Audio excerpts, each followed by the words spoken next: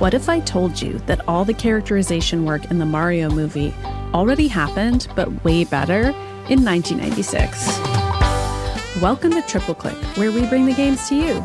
This week, we all played Super Mario RPG for the Switch, a faithful remake of the NES 1996 original that made Bowser into the gruff zaddy we all know and love. I'm Maddy Myers. I'm Jason Schreier.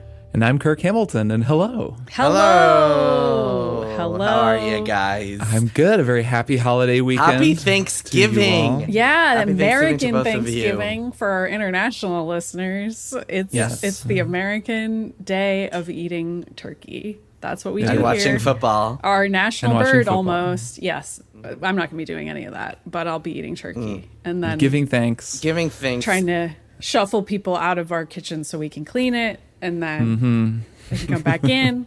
You guys want to hear Pie. the secret to making a really good turkey? You guys want to hear the trick, the hot tip? Please. I learned this ahead. from J. Kenji Lopez, which is you spatchcock the turkey, which means that you cut out the backbone I've heard and this flatten from you it, before. The spatchcocking. and you roast it, and it's done in an hour and a half, and it's delicious. And it doesn't Man. dry out because it's done in an hour and a half. So it's We amazing. always brine ours. You know, Maddy, we get a kosher turkey at our house, so you don't need to brine it because it's already brined. So Wow. same sort of principle. But brining is in addition to spatchcocking. You do both. Okay. Yeah. Do you guys ever watch J. Kenji Lopez Alt's YouTube channel? I do not. I have. I like his GoPro. I like how Fantastic. he does He everything. wears He has a this GoPro? super normal kitchen. He just puts on a GoPro and then makes stuff with whatever he's Oh got. my god, that's an amazing cooking show level up. It's very catch as catch can and very casual. I love it's that. great. I recommend it to everybody. That's a free recommendation here at the start of the show. So you're like it's a really playing good channel. Thanksgiving in That's first good. person Well, his mode. cookbook, I've recommended his cookbook to Oh yeah. everybody. We've been cooking out of it actually. When Emily's mom was in fantastic. town, we just started making stuff out of the food Excellent. lab. It's truly amazing. I mean, I could talk forever about this, but like his tricks of like putting soy sauce in things, and like he's just so good. He's everything he makes is great. Welcome to Triple Cook, our Triple cooking cook? podcast. Oh, that's really You know. good. Triple You cook. know, don't I get One of me these like days started. we could do that. Just share recipes. Talk about my smash burger recipe. That'd be really good. Or I was going to say like triple click like the button on the oven to make sure that it's set properly. I don't know. That didn't really work as well as triple No, I cook. think Triple Cook is maybe a little stronger. But hey, while we're here, You're saying we shouldn't title a segment "Triple Click the button on the oven to make sure it's With a set properly"? I don't parenthetical. know. I don't know if we should or shouldn't call it that. This isn't an episode of Triple Cook. That's where we would work the details out on that. This is an episode of Triple Click. And if you want to hear more off-kilter observations about our personal lives and also more about us, then you could become a member of Maximum Fun, which is our network at MaximumFun.org/join. If you were to become a member, you'd get a monthly bonus episode from us, some of which are even about our personal lives. We haven't done one with recipes yet, but it's only a matter of time. And we also do beans casts there sometimes where we spill the beans, aka share all the spoilers about something we've played or watched. And this month we're going to do a beans cast about Spider-Man 2, which is a game we all played. And that'll be fun to talk about. But yeah, go to MaximumFun.org/join and you can become a member and get access to the whole backlog of bonus episodes from us and also some other shows. But you're listening to Triple Click, so you probably want to know about our bonus apps. I mean, I don't know. All right, Jason, what are we talking about today? This week we are talking about Super Mario RPG, which is a new remake that just came out on the Nintendo Switch. So we've all played it. We're going to do a triple play where we talk about it. So this game, this new version, is a remake of a 1996 RPG by Square, before they were Square Enix. And also done in conjunction with Nintendo, which also published it. It was for the Super Nintendo. And it was kind of one of those chocolate peanut butter things. Hey, Square makes RPGs, Nintendo makes Mario. Let's stick them together and see what happens. And the results were pretty incredible. People loved that game and it was a top seller for a long time. Here in the US, it was particularly popular. People really loved it. I remember playing it at like one of those like game arcade things where they like have a Super Nintendo and you can play something for an hour, and I was so blown away that I like tried to track down a copy and got one for like Hanukkah after a year or something like that. Fantastic game. It just got remade, so this is a good opportunity to look at how it's aged, to see what the remake is like. This remake is on the scale, I don't really remember what you would call it, Kirk, because it's just a graphical remake and some quality of life stuff. So it's not like... we should look at that list. What's on the taxonomy? I'm not sure exactly what it would be called, but it's not like a Final Fantasy VII There are a lot of categories on there. There style. was like triple plus, like advanced special shiny remake. Or Maddy, whatever. that's our remake show. In addition to our cooking show, Triple Cook, Plus. we have Triple Plus, and then we're launching a lot of projects, guys. well, I think we should do a show about marriage called Triple Cuck. Wow. That's our dating relationship. That really went in a direction I didn't expect. Podcast. Much like the podcast Triple Cuck. Genuinely unfortunate.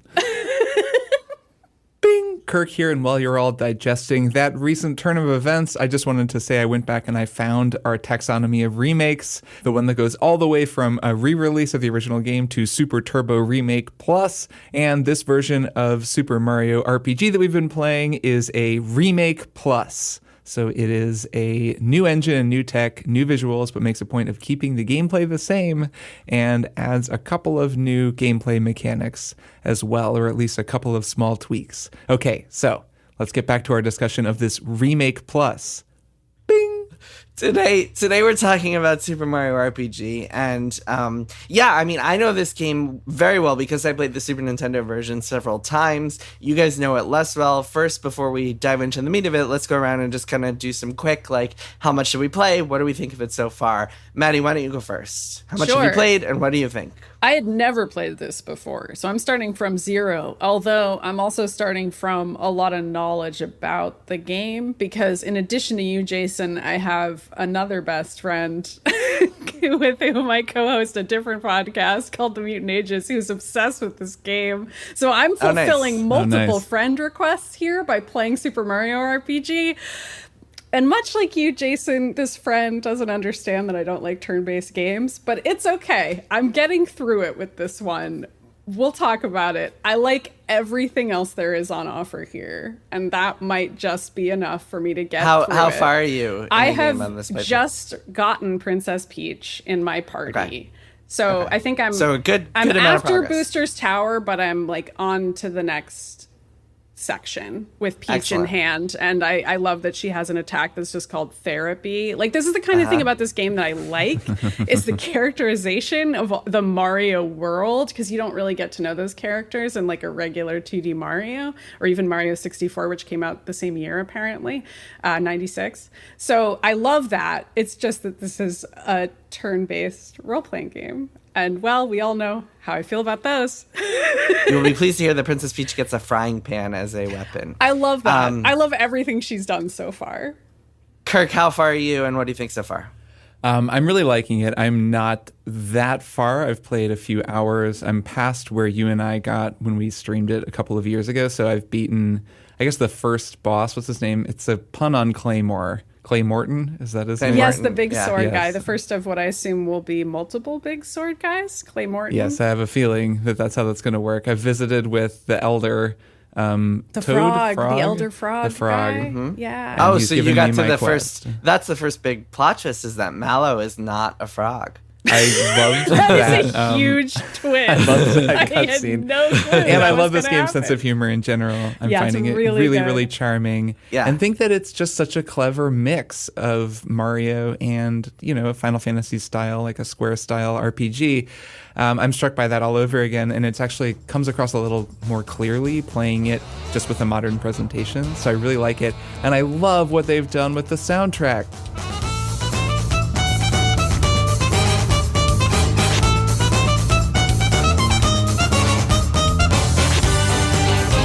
I think that the live instrumentation is wonderful. The performances are killer. The boss fight music, oh my god, it's this so just goes completely out of control.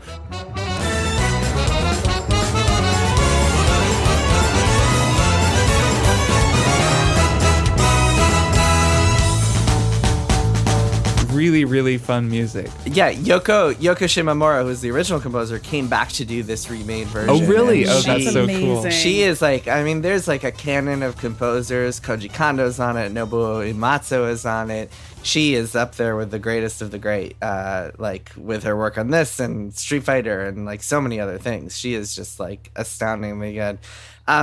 So I've obviously finished the game several times. I'm only I just got to Rose Town in this playthrough, so not as far as you, Maddy, in this playthrough, but Wow. obviously know the know the game like the back of my hand. I've always found it extremely charming, and I think that was what really stood out to me as a kid too, was that it was just so funny, and you run into that right away. I mean, first of all, with the subversion of getting to Bowser's Castle, and then you think it's like, oh, we're rescuing Peach again, but then it just kind of turns everything on its head.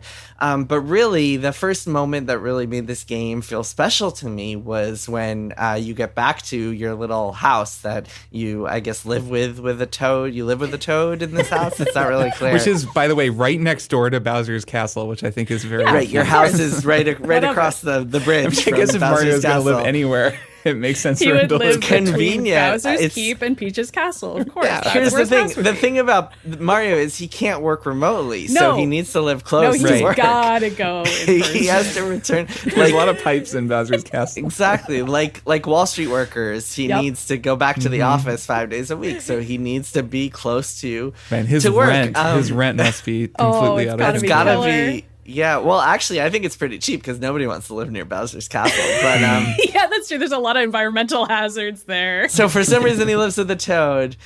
And the thing that always stood out to me was when you get back there and Mario has to explain what happened, but because he's a silent protagonist, he has to do pantomime, Yeah. and he can transform into all the characters that he's telling the story of in like a mime, in silent fashion. It's just incredible, and it made me laugh so hard as a kid, and it made me laugh once again so hard as an adult. Amazing. So I thought that this was maybe a joke about the idea of an RPG protagonist being a silent protagonist because so many of them are, but I'm also not sure if it's because of the fact that Mario wasn't famous for having a voice in this era yet. Like Charles Martinet wasn't voicing him till Mario Teaches Typing in 95 and then Mario 64 in 96. So it's not like people necessarily had the Mario voice in their head while they were playing this. Well, Right? even when he got the voice. So Mario, the history of Mario is like, even though he has Charles Martinet saying a couple of things here and there, he never actually talks. It's just Right. like the Mamma little, mia! like, yeah, it's me. like Let's go, etc. Yeah, jumping noises or whatever. When he talks to, like I'm guessing keep that going. this is maybe it's a trope parody on silent Yeah. protagonists, to your point, or maybe it's just a rule from Nintendo, because part of working together with Nintendo on this game means you have to take all these rules about how their characters function. Right. And Nintendo is actually, we'll get into story stuff and Miyamoto in a little bit, but Nintendo is actually very kind of permissive with how they let Super Mario RPG use these characters, turning Bowser into this fun kind of like almost joke of a character. That was my actual favorite part, not to skip Yeah, ahead. man, but- which is unlike, I mean, that is something, him just becoming this kind of like satirical, almost like trope twist on himself is something that's carried forth in future games, but this was the first time that had been done. Right. Before Super Mario RPG, he was just a scary, like, dragon monster. He didn't talk. But Mario, I'm pretty sure it was just a rule from above. He cannot talk, and the developers found this clever way of like just making him tell stories in this in ridiculous pantomime, fashion. I love like it kind so of much. using charades, except if you had the power to literally transform into other things, which kind of and carries literally over walk from... on air to like, create a bridge. Well, I feel like it's believable since Mario can eat a mushroom and transform into other beings. Why not have that just kind of be part of who Mario is, that he can always kind of transform Mystique style? Like, it's not really explained. It doesn't need to be. Exactly. It's kind of an expression of the technological limitations they were working with, right? Yeah. They had a certain number of moves. He can jump, he can crouch, and then they have a certain number of animations for other characters. So if he just transforms into them, they're kind of keeping their overhead low in terms of new, unique animations That's that they right. need. It's all about overhead. Yeah. I do think that that's kind of true. I mean, their technical overhead, like in terms of just how much they need to write, because this was a pretty old game. And when I played, the emulated version of the original that you and I played, I think that kind of stuff just made more sense because you're used to seeing that sort of cleverness. Okay, well, no, we can't write a whole new series of animations for Mario here, but we have this Peach character model, so we'll just kind of snap that in for a second, and that'll convey that he's talking about Peach. It's like one of those funny things that comes from a technical limitation. You wind up having this creative way around it. And then seeing it in a game like this, which of course Mario could have totally bespoke animations for every scene, just when you're looking at it, you kind of see that it looks like a modern game. Those kinds of jokes still translate really well. Like, they're still really funny. They don't connect in my brain immediately to that idea of like a technical limitation leading to the joke in the first place. So there are a couple of big kind of beats I want to talk about, starting with the combat. So what was another thing that was kind of, so this game was really the first game to introduce this idea of button timing attacks. And so having to press a button at the right time when you hit to do extra damage, having to press a button at the right time when you block to prevent damage. And this was something that was then carried forth to Paper Mario and Mario and Luigi and a lot of indie games and stuff. But this originated in Super Mario RPG in 1996. Another thing that was not unique to this game, but certainly not super common in RPGs at the time, was that all of the enemies you would encounter are on the screen. You're not getting into invisible random encounters. And those were two of the ways to kind of alleviate the grind a little bit of the kind of turn-based random encounter style of the time. That said, yes, Maddy, I mean, it's still kind of a game where you're fighting a lot of low-level encounters and not making very interesting decisions because you're just kind of smashing away at the attack button. Are you finding, so you've made a good amount of progress in this game. Are you finding it to be tedious like you have with other JRPGs? What's your kind of take on the combat in this game? I mean, it's going easier for a couple reasons. One is that this game gets more fun the bigger your party is, because there's a lot of variation in the party. And by this point, I've got Geno, Peach, and Bowser, in addition to kind of Mallow and Mario is how it starts off. And you have them for a bit. And when I just had Mallow and Mario, I was like, this is going to be a tough one for me, folks. Like, I am not having a good time. And then I got to I think the Bowser's comedy scene when he joins your party happens next. Geno, you're right. Geno is fine. He's fine. I know people love Geno. Write your hate mail directly to me. I think he's fine so far. Bowser is so freaking funny in this game. I love him. And that scene where he joins your party made me laugh out loud. And I was like, all right, I think I understand Mario RPG as a cultural fixture. And then by the time Peach was there, it gets even funnier because, of course, Peach initially is like, why is Bowser here? And there's sort of the inherent comedy of that. But then also her attacks are really funny and her lines of dialogue are funny. So just like kind of having that mix of characters helps a lot. I'm realizing that mainly Mallow and Geno are the struggle for me, and they're completely original characters to this game, right? Like, I have no emotional attachment to those guys, and Mallow is a self-professed crybaby. So he's hard for me to love, but I'll get used to him. And I do like a lot of his attacks. And now that I have so many different fighters, and also I like that you can switch fighters out mid-battle if they die. I like that mechanic too. That's a new feature in this remake. Yeah, I really like it because it means that I can actually use all my fighters if I choose to. And if I'm fighting against something that I know has like an electricity weakness, yeah. and I don't have Mallow on the team, I can like sub him in whenever the first person dies, as long as it's not Mario, who I don't think you can ever sub out. And I like that level of tacticizing. And I also like the timed moves that Jason mentioned. That's fun for me. I enjoy having to perfect a timing based maneuver in a game, even if it's very repetitious.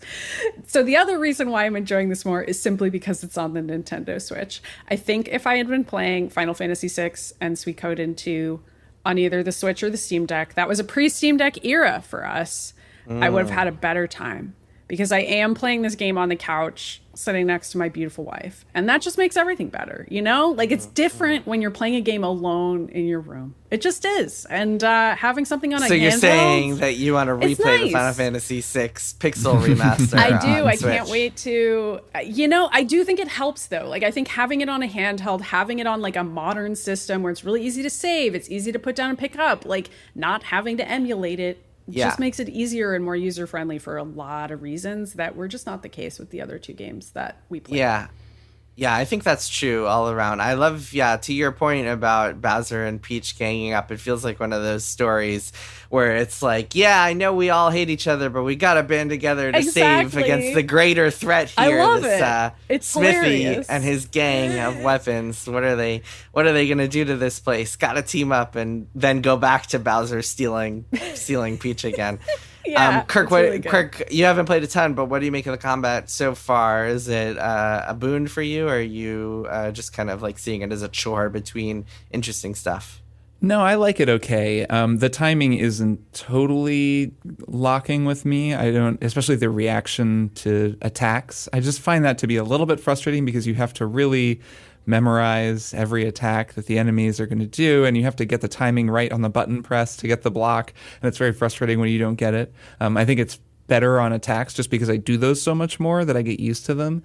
Yep. But I think I'm maybe just not that good at, the knowing which defense attack ones are is harder. coming. I agree. Yeah. They're meant to be harder, yeah, and you're meant to. It's meant, the idea of this system is really because so many turn-based games are just kind of like you're just mashing the button while looking at something else. This is like it's rewarding you for paying attention, right? And I think it's making it a little bit active in a way that I think this game does really well overall. There's a kind of bubbly, tactile quality to this game that is a very Nintendo feeling. Most Mario games have that bubbly, tactile quality. It's wild, like playing Super Mario Wonder, which was made so much later. It just came out this year. It has that same kind of a bounce, that same kind of feeling, and I think that that's remarkable. What I really like that this game does actually is the way that it mixes kind of standard JRPG Squaresoft exploration with Nintendo exploration, and I think that's really cool. So Jason, you mentioned that they've removed random encounters where you don't just invisibly get ambushed by somebody, and that does alleviate the grind, like that feeling of grind where the world is just sort of something you pass through waiting for the next encounter. But it also lets them, there's a little more Nintendo. There's a little more platformer gameplay in general. When you're going through a dungeon, there's the first kind of major dungeon. These mice go running across the board, as you're going down hallways. And if you just run straight ahead, sometimes you'll just run into one and you kind of get ambushed. You don't know when they're going to come.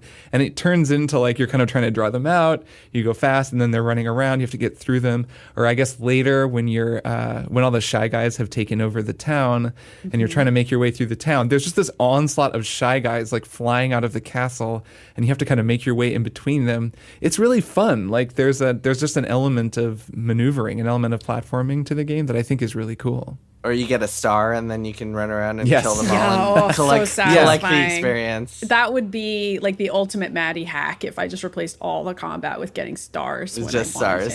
It's something that I'm surprised that more just like turn-based JRPGs haven't borrowed. I mean, like Persona 5 is a fantastic game in that style, but navigating in Persona 5 doesn't feel a tenth as good as navigating in Super Mario RPG. It just feels a little jerky. You're sticking to the walls. It's a little bit like you're whipping around. There's not really this feeling of like control and like this nice sort of bubbly movement.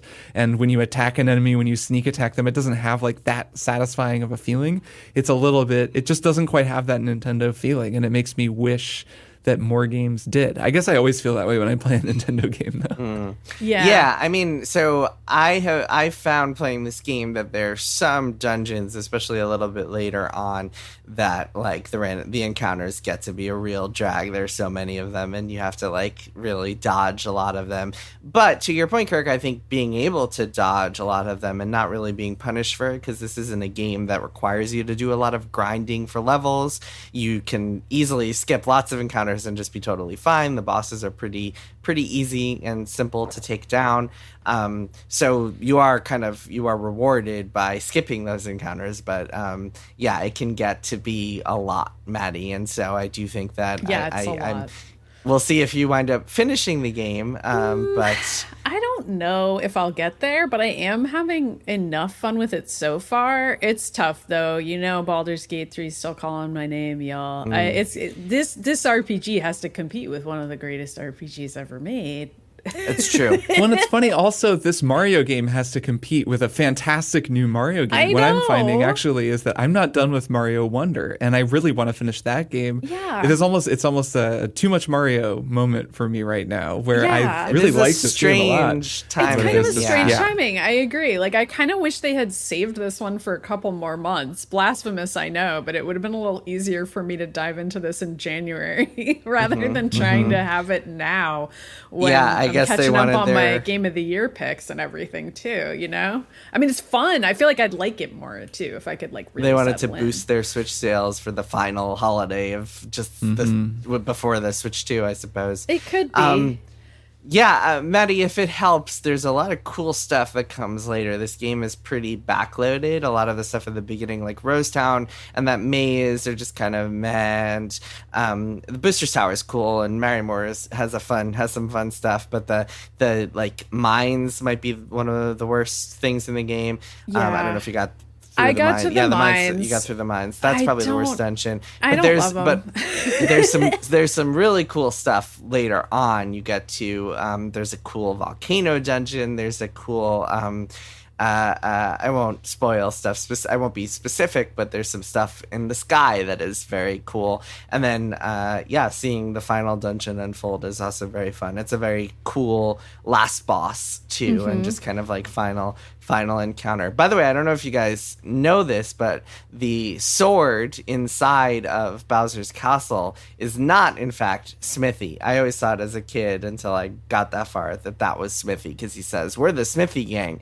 But no, he just works for Smithy. Just a little fun fact. That kind of makes the sense. big I wasn't Smithy sure. is to come.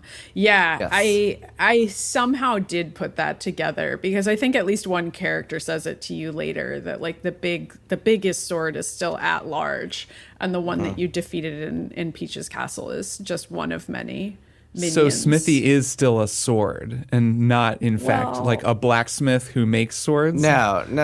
So Smithy is a blacksmith who makes weapons, and Oh, so okay. I mean, that would have Maddie- been my guess when Okay, I heard so I'm Smithy. still Well, then wrong. Maddie, Okay. it's not just swords. Maddie, you've fought the bow boss. Right. Yeah, I and guess there are I mean, other did. Smithy types of can make weapons. anything. Yeah, no, you're Right. right. Yeah, You're right. So am I and going to it's fight a also- big blacksmith? I don't know. Maybe. The guy in the castle is a sword. The guy in Mushroom Kingdom was a dagger. So, or I guess a claymore, but still, Right, which is so different. I fought a types. claymore, which is like I always thought super it was a different da- from well, a sword. As a I- it claymore kinda main looks in more like FromSoft a games, I will dagger. say the claymore is pretty different from a Yeah. sword. It is. I always thought it was a dagger. He kind of looks like The type of sword. Okay, so Clay Morton is his new translation, one of the few translations that has Oh. been changed. In the original game, it was called Mac the Knife.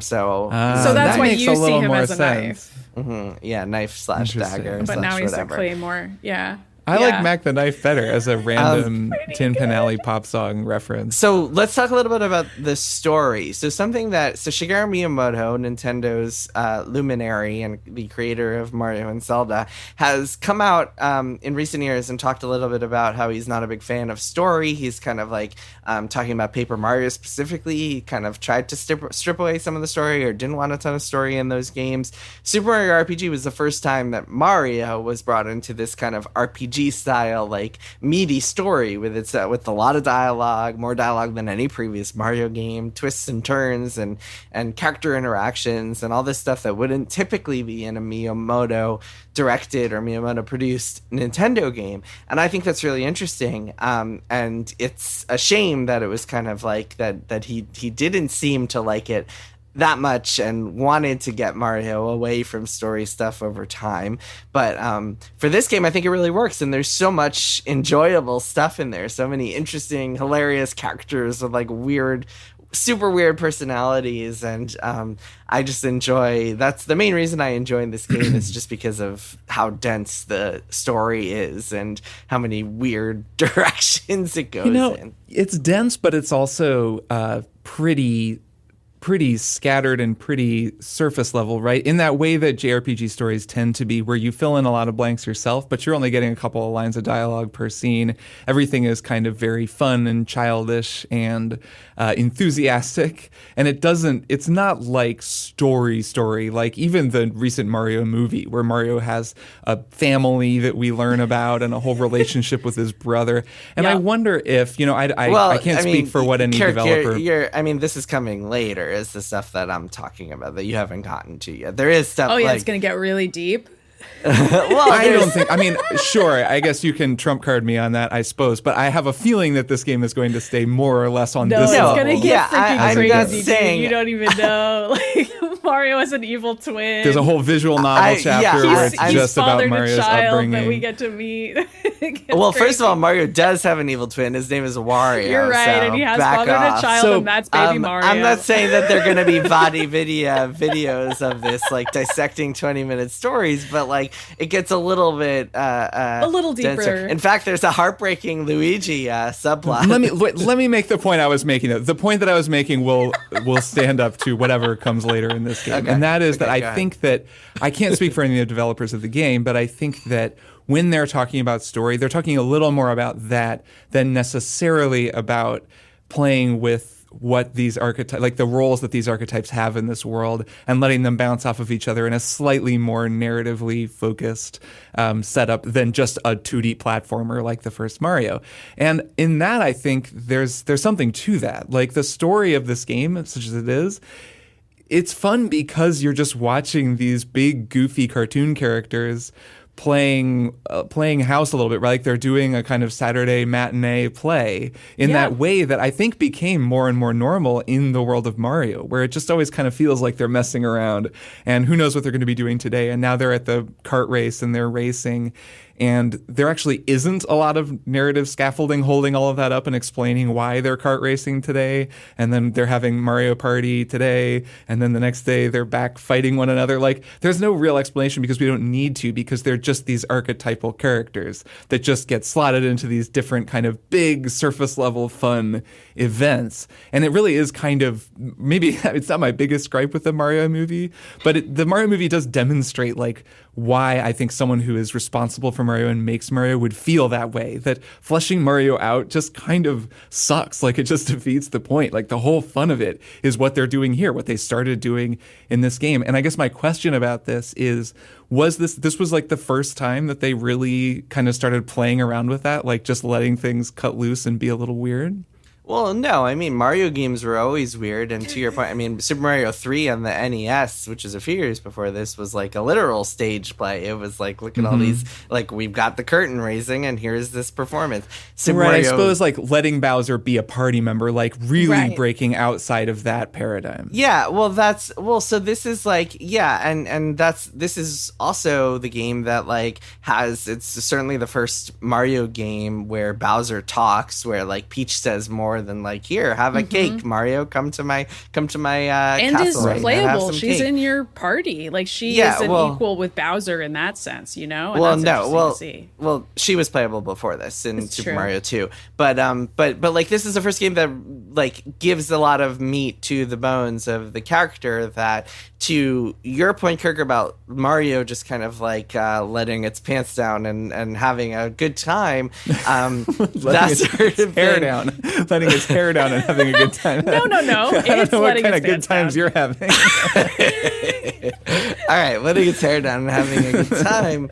That was always there. It wasn't like exploring topics that like make you think or make you laugh, and it wasn't doing the same sorts of things on the same level that this game is. And that's why I kind of push back against the idea that this is kind of that same childish JRPG style, like here are a couple of lines and fill in the blanks, because I don't really think it's quite on that level. There's a lot more cleverness to the dialogue in this than there is in a lot of those kind of 90s era JRPGs. Even something like Final Fantasy VI, which was translated by the same guy, Ted Woolsey, I don't think has the same level of comedy as this. I mean, even something as simple as like you being constantly asked in different ways to prove that you're Mario by jumping, or like then after that getting pranked by an NPC who's like, hey, there's something on your shoe and you have to jump, and then she's like, ha ha ha, gotcha.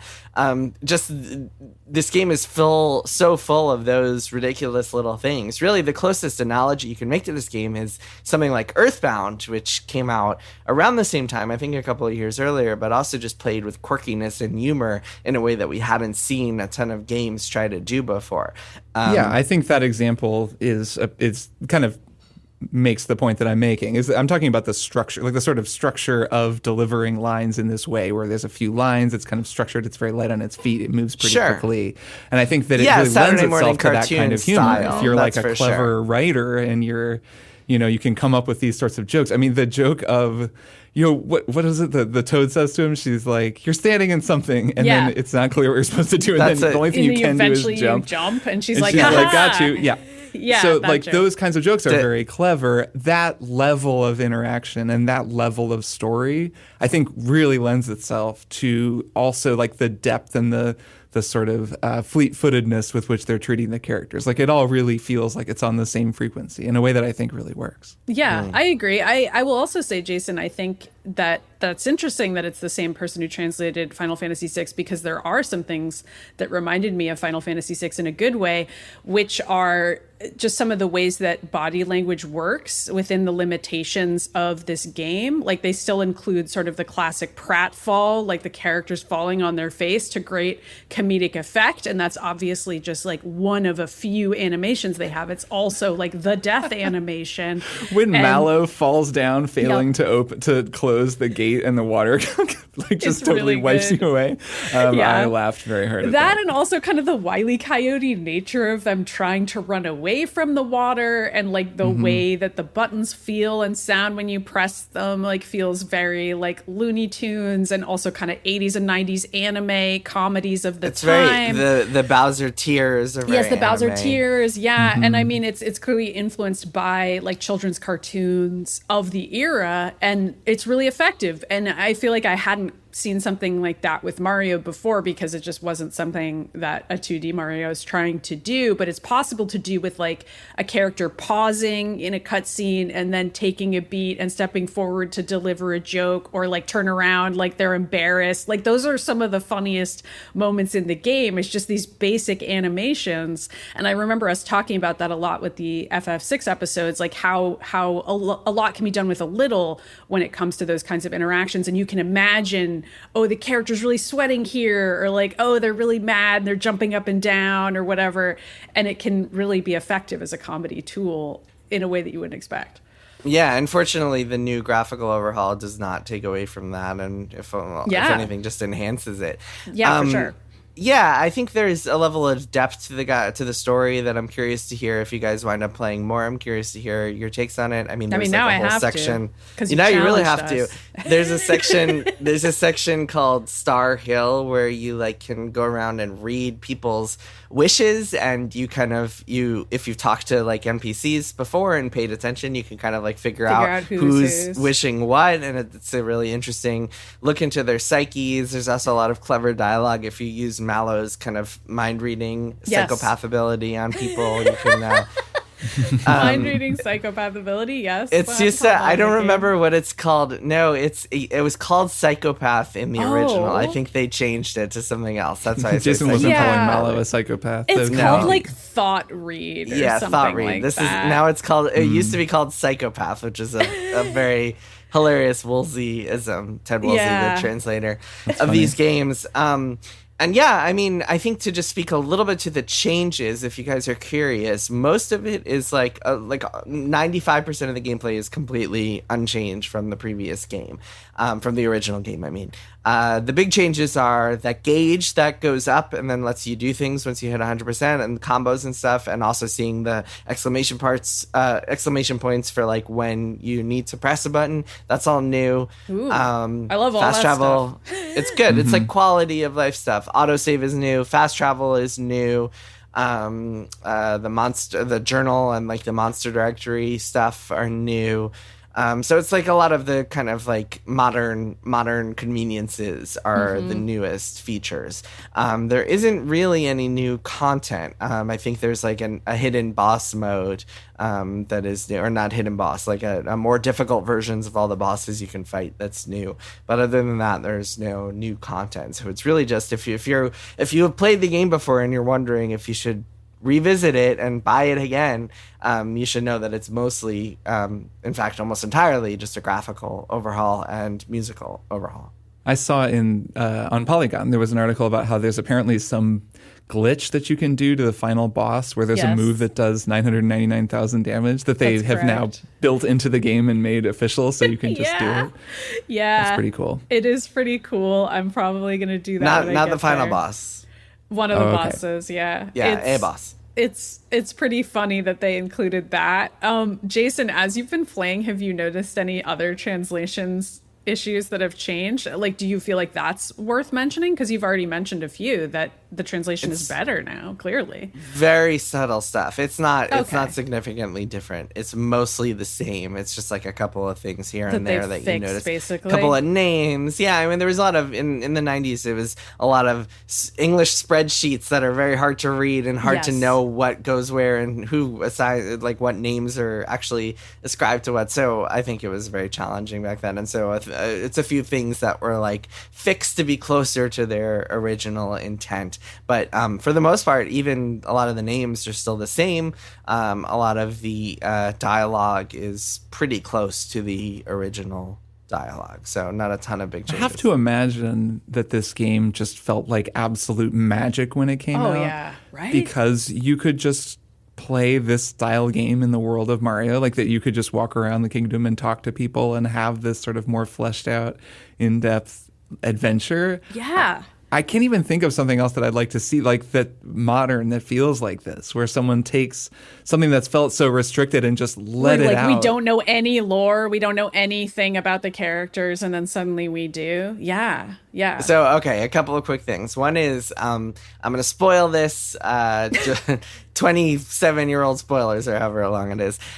There is an optional boss fight called Culex, and you get to him, and as soon as you start, he's kind of like, okay, so the way it works is you get this little disc thing, shiny stone it's called, that opens up a door in a monster village, and once you get in there, you're kind of in this like weird dimensional void, and the graphics are all strange, and then this guy comes out, and he challenges you to a boss battle, and he looks like a medieval knight or something, and then when you get into combat, you see like Mario and Bowser and Geno and jump out or whatever, and then suddenly the Final Fantasy IV boss music starts playing, and you start fighting against this guy who has 4 crystals in front of him, and it's just like a weirdo like Final Fantasy reference, and it's just a fun like little Kingdom thing. Hearts almost. Yeah. It is. It's the first Kingdom Hearts. This beat you to the crossover. This is the Square first was real getting crossover. into it. They were already thinking about although it. it's not actually, it's just kind of a made up character for this, not actually a Final Fantasy reference.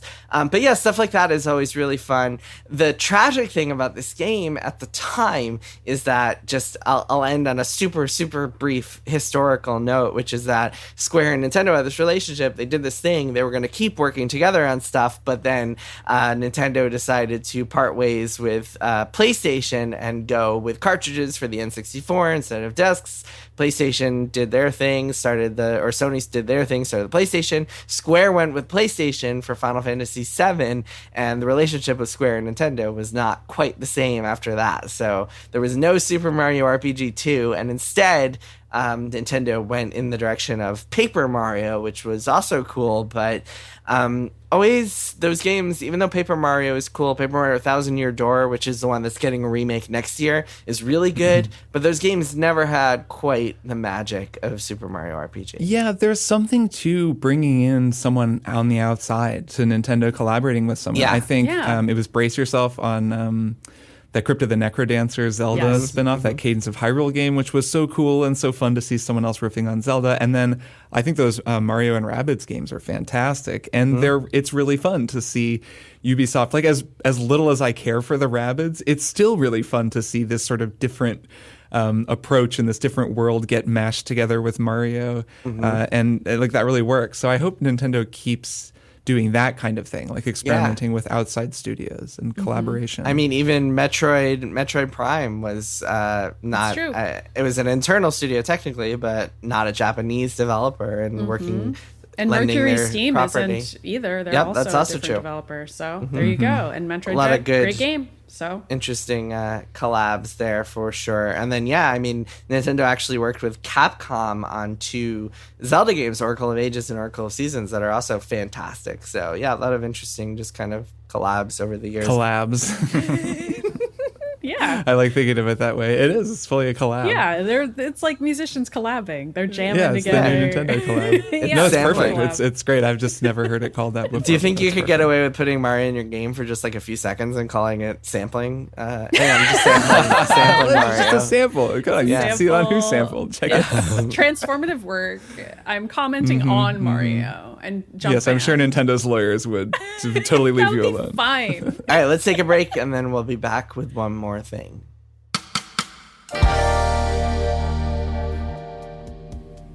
Oh, darling, why won't you accept my love? My dear, even though you are a duke, I could never love you. You borrowed a book from me and never returned it. Save yourself from this terrible fate by listening to Reading Glasses. We'll help you get those borrowed books back and solve all your other reader problems. Reading Glasses, every Thursday on Maximum Fun.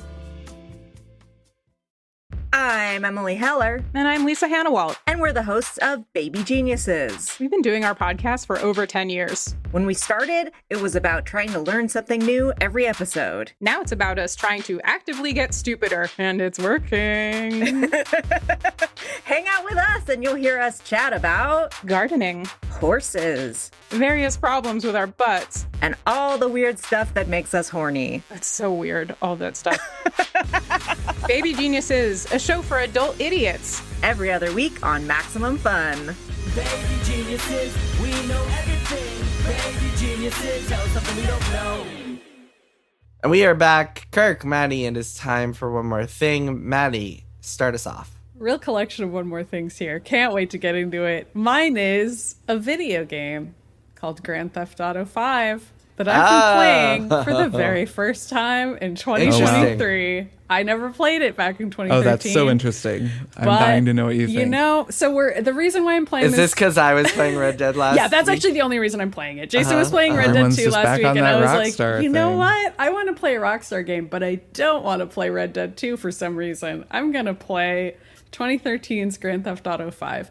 No, it's because I'm thinking ahead about Grand Theft Auto 6, which supposedly we're going to get a trailer soon, maybe even at the Game Awards, I don't know. And I'm like, you know, I haven't played many Grand Theft Autos. They aren't really for me. Or are they? I thought to myself as I installed Grand Theft Auto 5 on my PC. Only $15 on Steam at the time of recording. I don't know how much it is at the time of you listening to this, listener. And, you know, it's a weird game. Have you two played this game? Really weird. Oh, yeah. So many times. I'm intimately familiar with it. Really weird. So here's some observations about it. How far are you? I'm like 3 hours in. So I got to do the therapy session that kicks the game off. Or I guess I should say the heist kicks the game off. And you learn how to switch the flashbacks, characters. Yeah. And then you do a therapy sesh. Great therapy sesh with a character whose name I don't know. And then Michael. you play as Franklin, I want to say. And you hang out with his friend Lamar and you boost some cars and you street race around. And now I'm just running around the city as Franklin doing stuff. I've gotten that far. So now I can just kind of do what I want. So you have not yet met Trevor, the third No, I have not. Okay.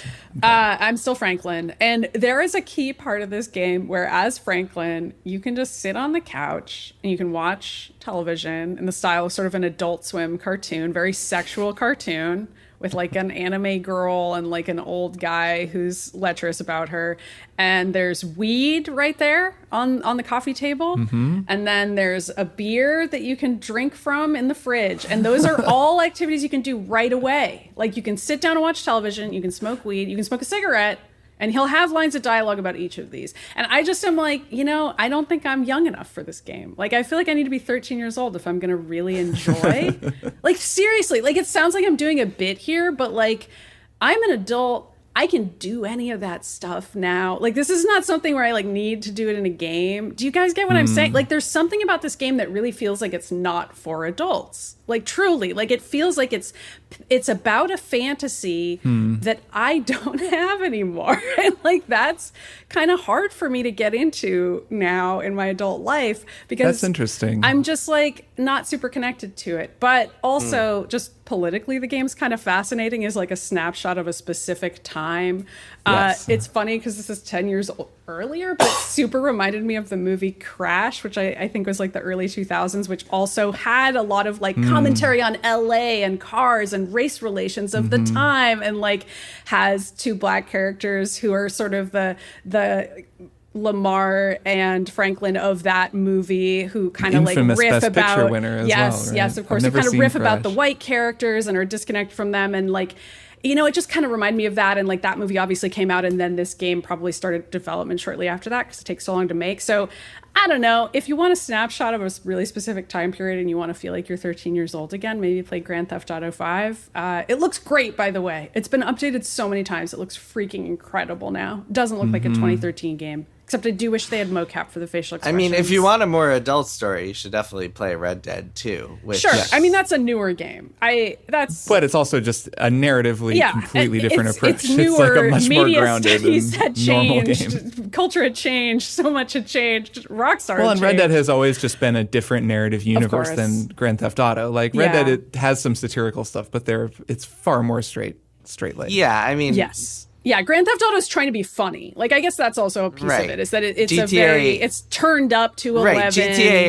GTA is like South Park style. We're going to Yes. set everything We're on gonna- fire. yeah, exactly. Red Dead is like, we're trying to We're tell going a to tell a literary serious story. and be a Western.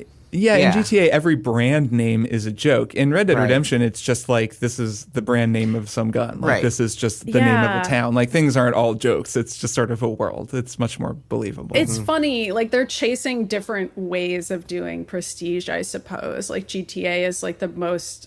GTA isn't trying to be prestigious at all. I guess not. And I mean, it's pre Breaking Bad. So it's like pre the idea of having a gang story or like a thief central in a story or criminal central Well, in a it's story as it's a very hero. Sopranos. I mean, Michael Yeah, is like as that's Tony true. Sopranos. It gets. Yeah. It's just it's more like when you meet Trevor. Well, keep playing. I'll I mean, keep playing. what you're describing I'll is check kind back of in. like it's a lot. GTA 5 contains multitudes. Like, it is Yeah, it's definitely a- trying for prestige at I think it times, is. and that's what makes I it such a confusing suppose. experience. I think it yeah, is. that's true. Like the torture stuff. We could totally go off here, but I actually think this, like you said last time, Jason, that Red Dead would be a fun game to return It to on the would show. be. So would It GTA would 5. But so would I GTA think 5, and I'm we would already have a playing lot it. to say about Yeah, that game. Maddie, I will playing it. say it's a hard game to really just play a few hours and then like Oh. just kind of feel like you've. I'm well aware, and I guess I should say I do like know a lot about it. I never played it, but I do know could who you? Trevor You've been a is. games I know journalist a for the lot. last 10 years. I know a of lot course, about of it, course. so- But I just think it's like it's a very interesting game, and it's worth just kind of like exploring more of it because you'll see how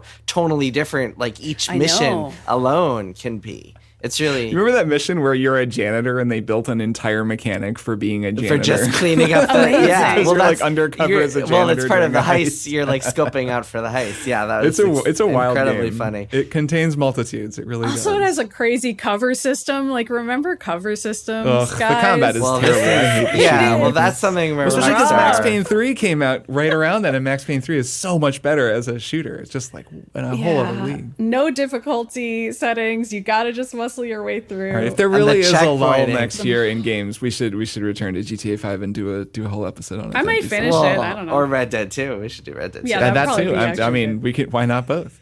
All right, I'll go next because Kirk, you said you want to go last, right? Mm-hmm. Okay, my one more thing is interest rates. Classic. One more thing. I saw you wrote that down. Let's get I was into like, it. this is either a book or probably just the thing. Just the thing. No, it's just the thing, interest rates. I don't know if you guys have noticed this. Maybe you've tried to buy a house. Not yet. Mortgage Maybe interest you rates bought a are house up. this year. Maybe you bought a house this Maybe. year. Interest Yeah. rates are through the roof. And that has had a lot of repercussions that I don't think people really think about. A lot of people have been wondering, why is it that this year has been so good for gaming but had so many layoffs, so many good games with so many layoffs? There are a lot of reasons for that. One of them is that, like, if you look at the companies laying people off, most of them are not the companies that released like hit games this year. They either released flops this year or like haven't released games. But the biggest reason, the biggest explanation for a lot of the problems that are like all over various industries is interest rates. And the reason for that is that a lot of companies do business by borrowing money, and a lot of tech companies especially are like working on debt a lot of the time. And when you borrow money, you have to pay a certain interest rate. And for a couple of years post-pandemic, it was historically low, to the point where like you were essentially getting money for free. And anyone who bought a house in like 2021 and has a mortgage rate of like 2.5 or whatever is literally getting money for free, because you can put your money in a like a high yield savings account and get 5% interest, and you're literally getting money for free. So a lot of companies did that and expanded and took big bets and took risks using all of this free money that they were borrowing. And then suddenly interest rates went up and it was time to pay the piper, and suddenly everybody's cutting costs and like looking to reassure their shareholders and the street that they are not in over their heads and will not have to over leverage themselves trying to pay this debt that they're now stuck in with high interest rates. And I think a really good example of that is Embracer Group, which is the company that kind of infamously over the last few years has gone around buying up a ton of different game studios, including a lot of like sub AAA ones, AA ones, ones that don't make, but even AA, it feels like it's insulting when there's some good AA stuff, but a lot of the companies that Embracer was buying up are like, do not have any track record of making hits, or like we're really making stuff that like nobody really paid attention to. And Embracer was just like, nope, we'll just gobble them all up. And a lot of people question the value of that strategy even as it was happening, but it kind of made sense with that era of low interest rates and being able to like take on debt to make all these acquisitions, or not have to worry as much about having to pay interest rates or whatever it was. And now we are entering less certain economic times, in large part because of high interest rates. Again, I'm oversimplifying things. There are bigger factors at play here, but Embracer Group specifically is in a lot of debt, and that's one of the reasons that it's been laying off hundreds of people and canceling projects and shutting down studios this year, including Volition, which is one of those studios that's been around for 30 years and just kind of got bought by the wrong conglomerate and is now in trouble. Yep. And the thing that just kind of I think is so unfair and unjust and just like so ridiculous about this whole thing is that the people who are making these decisions never actually have to suffer from the consequences. If I made a decision, if any of us made a decision at our jobs, well, Kirk isn't really employed, but if Maddy and I made a decision, if he made a bad decision at our jobs on this show, he might suffer. Yeah, that's true. If one of us, I just have a lot of employers, Jason. I can still make a He's bad accountable decision. to us. But like if we made decisions that cost our companies like bazillions and potentially led to the layoffs of hundreds, like that's how consequential our decisions would be. We would be reprimanded. We would probably be fired. But the people in charge of these companies, especially the guy at the top of Embracer Group, is still around, still talking about how sad it is. Can't fire me if I'm the boss. Exactly. How exactly. do you get that job, though? And that I think it's like I don't think that like I think in business you're gonna take bad bets, you're gonna make risks, you're gonna make moves that don't pan out, or like they would tell us we don't understand how risky it actually is, and so on. Well, so I think that's normal. That's like accepted. That's fine. And sometimes those risks cost people their jobs without them being like unwittingly, and that also is fine. But the fact that you could cost someone like thousands of people their jobs and still remain in your position making however much, like being CEO of this company, that is not fine. I feel like if you are responsible for the layoffs of hundreds of people, you should step down or be fired. That's my little soapbox rant there. Anyway, interest rates, if you're wondering why there's so many kind of economical issues and layoffs and turbulence and stuff like that, the answer is usually interest rates. So that's my one more thing, is interest rates. I look forward to next week's one more thing, which will be inflation. Jason explains inflation to us. Well, we're going to bring on Ben Bernanke. Somebody's got to explain it to me because I don't get it. I can't wait. Yeah. let's just turn this into an MBA podcast and learn how business works. Kirk, what's your one more thing? My one more thing is a new Netflix show that I watched and was delightfully surprised by called Scott Pilgrim Takes Off. It's a new Scott Pilgrim adaptation from Brian Lee O'Malley, the author of the original comic books. Yeah. And I'll say up front that it's just really, really good. And if you're a Scott Pilgrim fan and you don't know anything else about it, you should just go watch it because it's great. And I am going to say some sort of spoilers for the setup of it and what makes it cool. And this, I wanted to go last just so if you don't want to hear those spoilers, if you don't want to hear anything about it, you can just stop listening to the episode now. And I'll sort of vamp for another couple of seconds here so that I don't just get into Scrambling for your But, phone right now. You're pressing pause. I'll do a little bit of vamping. Great. But I really think this is fantastic. Emily and I are watching it together because we actually both really like Scott Pilgrim. And haven't gotten to the ending yet, but I can just tell that it's going to go to all these cool places. So for starters, this is an anime done by a Japanese production studio. What are they called? Science Saru. That's right. And it's they're great. It's fantastic looking, and it's in the art style of O'Malley's work. He co-created this with Ben David Grabinski, who I'm not familiar with, but Brian Lee O'Malley is amazing. He wrote this whole series and illustrated. He did the whole thing by himself. This was like on Oni Press from Toronto in like the early 2000s. He wrote, I think it's like, are there 8 books in them or something? And I read them before the movie came out, the Edgar Wright film with Michael Cera and Mary Elizabeth Winstead and all these other amazing actors. I don't remember what year that movie was, but it was sort of around 2010. It was something like that. Maybe 2009 or something. Yeah. And what's so cool about this anime is they've gotten the entire cast back from the live including action like numerous movie, yeah. A-listers have come back to do this because I think everyone who was in that movie really thinks fondly on it. So the opening credits, which are done in the kind of classic anime style, there's like a Japanese pop song playing. There's a point in the credits where they just start listing names, and it's like Chris Evans, Kieran Culkin, Michael Cera, Mary Elizabeth Winstead, and you're like, holy shit, Brie Larson, Alison Pill, Aubrey Plaza. Chris Evans was like a bit part in that movie because it was like pre-Chris Evans era too. So he's just like one of the exes in the movie. It's so great. Yeah, like it's. I mean, so many people: Brandon Routh, Jason Schwartzman. Like it's just a completely crazy cast, and I think it really speaks to the love that everybody has for this project, that they all agreed to do it. And it's very fun to hear them all. Chris Evans is having a great time. So it starts out, and it's much the same as the book and much the same as the movie. The movie notably is like really pares down a lot of stuff from the books.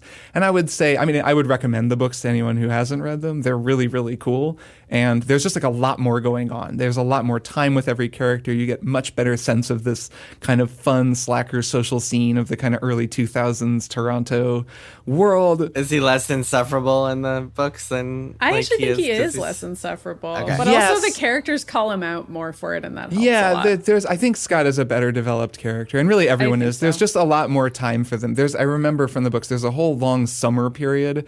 It's a color issue or a color edition, like one of the volumes, and it's just like a lot of them being boyfriend and girlfriend, Ramona and Scott, and you just kind of get a sense for what a frustrating boyfriend he is, but also she likes him. They just kind of have a normal relationship, and there's just way more. There's way more Kim Pine. All of the backstories are much more fleshed out in the books, and you just get a much richer sense of this whole story, which is about a guy who like has a pretty checkered past and is not a very good person, quote unquote. Like he has a lot of growing to do, and that's kind of the point of the story. And then you also just get a sense of all of his friends. So that's what the books were like. And then the movie kind of simplifies that and made it into more of a just fun razzle dazzle Edgar Wright, comic book video game movie, and it's still plenty fun, but I prefer the books. And I was psyched for the show because I was like, oh, the show is gonna like do the books justice. And so it goes through the first episode, and like it looks like the books, and it's all the same lines from the books and a lot of references. And he gets to the show where they're playing the show, and Matthew Patel, the first evil X, is about to come in, and he comes in and they like start fighting, and it's the fight, and then they go in, and it's like the moment when Scott is gonna punch Matthew Patel, and instead Matthew Patel punches Scott, and Scott like explodes into coins and vanishes, and that's the end of the first episode. So what this show does is it flips the whole thing, and Scott dies at the beginning and is gone. And so it's called Scott Pilgrim Takes Off because Scott Pilgrim is suddenly removed from the story. So it's actually a whole new story, and it's kind of a parallel dimension idea. Like it's it's not like the old story Multiverse. happened. It's not exactly that, but it kind of is implying that. Because remember... It's an alt universe, I suppose, yeah. Well, and this is a world where, like, Ramona Flowers delivers... In this, she's delivering Netflix DVDs, but Yes. she's delivering DVDs by traveling through these subspace things that move through Scott's dreams. Like, there's already a lot of ridiculous sort of metaphysical stuff going on. So it's not that outlandish that maybe we're in some sort of parallel reality. So it's constantly referencing back to the books and to the movies and in a lot of really fun ways. But what it winds up being is Ramona's story, or at least as much as I've watched, where Scott is not fully dead, of course, because whatever, he doesn't get killed. Like, he's sort of missing and she's trying to find him. But then it winds up being her story as she re-engages with each of her exes, because Matthew Patel won. So all the exes are just kind of around, like in their league of exes, which is, as they all describe it, kind of more of a social club, really. And they're just trying to make friends. So she's like meeting up with her exes and kind of hashing out their relationships, which comes up in the books and is kind of a cool thing in the books, where you get the sense of these kind of young, immature heartbreaks that happen to each of them and why they each feel sad. And it just winds up, it's a really cool show. There's so much space for all these characters, and all those characters are so great. I mean, I always loved Knives Chow, and it was always fun to see Knives Chow grow over the course of the book, especially. But here, without Scott around at all, she totally gets to like go in all these unexpected directions. We get really cool stuff from Kim Pine too. It's just like, I don't know, it's such a good idea. And I feel like, I know Brian Lee O'Malley has really, you know, I think the legacy of these books has always loomed large over him creatively, because I think it was a massive undertaking for him. And it was such a hit that, you know, he's done work since then. I've read some of his books. He's a great writer and they're really cool, but I'm sure this has always kind of been there as like his first thing. Like, And I know he's had regrets about it that he's talked about, like not having enough time for Ramona and Knives is one of the things he cited. So it's interesting that this is the project that he was like, what if I didn't even have my lead male character at all? Exactly. It's a fun idea, a fun way to like deal with like the fact that you're this one-hit wonder, quote unquote. Like, you have this big thing that's hanging over you, so why not take it apart and try to do something new with it? I love that idea. One, you can see, like, if you think about Dr. Sleep, it's funny, we were talking about Stephen King off the air, but that's Stephen King returning to The Shining and being like, well, what might happen afterward? Like, other people who have had major success like that do like to come back and do it. It's very cool to see him do it because, like you said, Maddy, I think he's talked about having his own complaints about it, and also it just seems like he was maybe ready to return to this world and these characters and flesh them out. And it makes me really happy that he both found an animation studio that was super up for it and like could make a show that's beautiful looking. Like, this is the second Netflix animated show I've watched in like 2 weeks that's just blown me away with how incredible looking it is and like beautiful and artistic and cool. By the way, the music is by Anamanaguchi, oh my God, the killer chiptune band who did the music for the Ubisoft beat 'em up, Scott Pilgrim. Which is that a really soundtrack, fun like, game, by the way. And that game has one of the best game soundtracks of all time. Good. I've listened to the soundtrack more than I've played that game. So the music is super good. They really, it's this all-star production in the service of telling a news story about these characters. So I really, really recommend it to anyone who likes Scott Pilgrim. And if you saw the movie and haven't read the books, I really recommend the books. They're so much fun. I've read them a few times. Like, I just kind of go back to them and I love them. They're so cozy. They're so like early 2000s vibes in so many ways. And I just think that Brian Lee O'Malley is a great writer and a really great artist. So the books are super cool. And I think the show, you'll get even more out of the show if you've read the books. So that's my recommendation. An unexpected delight. Just a really surprising and very cool thing. Very cool. All right, that is it for this week's episode. Happy Thanksgiving to both of you and to everybody out there. To you as well. I hope you all enjoy family and food and football and whatever else you do. Spatchcocking, maybe. Yeah. Spatchcocking, a little bit of spatchcocking. Just let your pants down and let your pants down and do spatchcocking. Well, if we put it on our relationship show, it'll be called Spatchcocking. God damn it. And with that, we'll see you next week. See you guys next week. See you next week. Bye. Triple Click is produced by Jason Schreier, Maddy Myers, and me, Kirk Hamilton. I edit and mix the show and also wrote our theme music. Our show art is by Tom DJ. Some of the games and products we talked about on this episode may have been sent to us for free for review consideration. You can find a link to our ethics policy in the show notes. Triple Click is a proud member of the Maximum Fun Podcast Network, and if you like our show, we hope you'll consider supporting us by becoming a member at MaximumFun.org/join. Find us on Twitter at TripleClickPod, send email to tripleclick@MaximumFun.org, and find a link to our Discord in the show notes. Thanks for listening.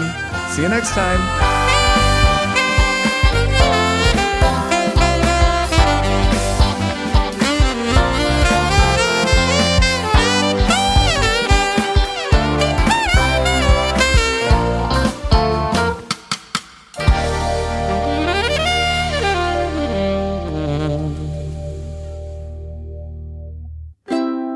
Maximum Fun. A worker-owned network of artist-owned shows. Supported directly by you.